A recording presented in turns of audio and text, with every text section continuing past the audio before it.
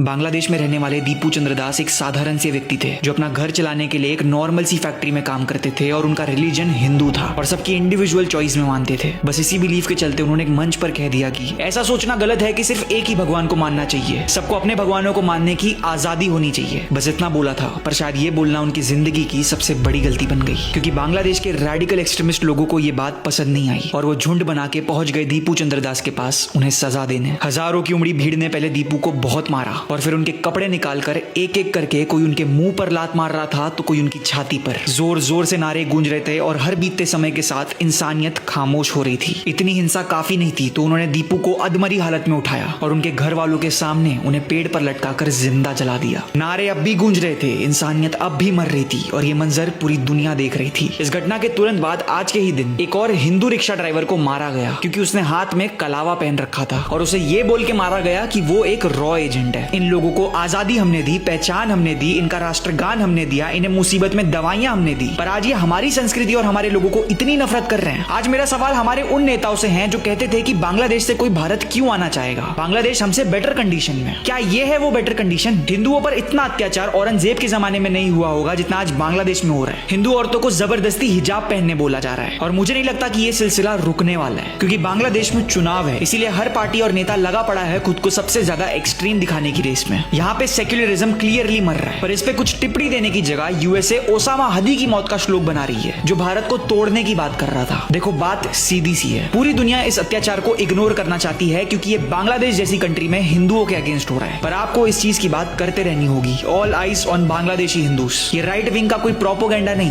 ये हमारे पड़ोस की कड़वी सच्चाई है जो इग्नोर नहीं होनी चाहिए। फॉलो कर दीजिए इंडिया इन लास्ट 24 आवर्स को देश और दुनिया की ऐसी सच्चाई जानते रहने के लिए।